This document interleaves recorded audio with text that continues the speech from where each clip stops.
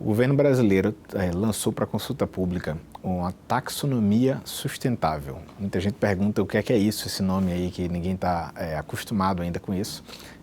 A taxonomia, no fundo, é um documento que classifica o que são atividades consideradas sustentáveis e, portanto, o que não são.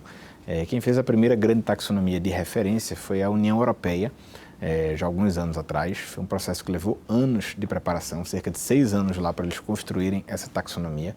É um documento de centenas de páginas, um documento bem complexo, classificando para cada atividade econômica, em siderurgia, em cimento, em agropecuária, etc., quais são as práticas consideradas sustentáveis e quais não são.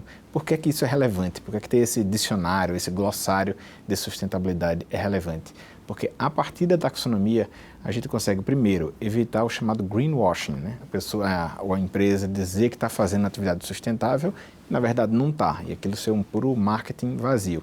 Tem muitas empresas fazendo atividades sérias com sustentabilidade e elas acabam sendo prejudicadas por umas poucas que não fazem isso com seriedade. Então, ter essa classificação é relevante, em primeiro lugar, para evitar isso. E aí, o investidor que quiser alocar seu recurso numa empresa que está fazendo uma atividade sustentável, ele vai conseguir ter isso com mais clareza.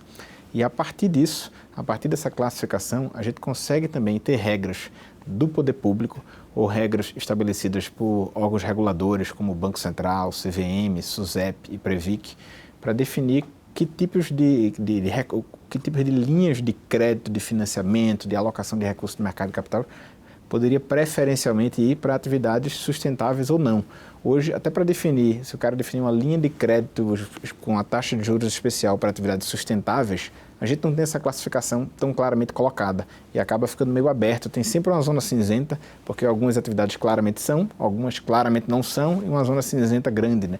Se a gente classifica isso, a gente traz mais segurança e possibilita que a gente consiga fazer esse esforço de transformação ecológica que não pode depender apenas das ações do poder público, mas depende em boa medida do engajamento das empresas, do engajamento do mercado de capital, do engajamento do sistema financeiro, do sistema de seguro, para que os recursos também do setor privado sejam cada vez mais canalizados para as atividades sustentáveis. Os elementos fundamentais da taxonomia é que ela leve em conta métricas científicas amplamente aceitas e não achismos das pessoas.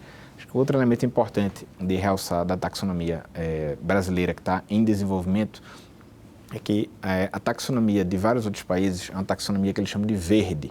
Ela traz apenas atividades ligadas ao meio ambiente.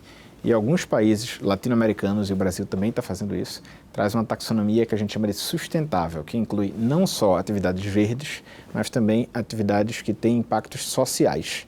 Isso é muito central para um país que é marcado por desigualdades, como é o caso do Brasil, leva em conta impactos sociais, de dignidade do trabalho, de equidade de gênero, equidade entre raças. Tem vários elementos que estão sendo considerados para construir a taxonomia do Brasil.